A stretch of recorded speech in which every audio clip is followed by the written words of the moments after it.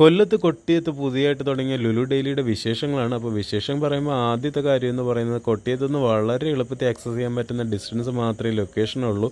അതുപോലെ തന്നെ ഫുഡ് കോർട്ടിൽ നമുക്ക് ഫ്രീ ആയിട്ട് ഡ്രിങ്കിങ് വാട്ടർ ഉണ്ട്.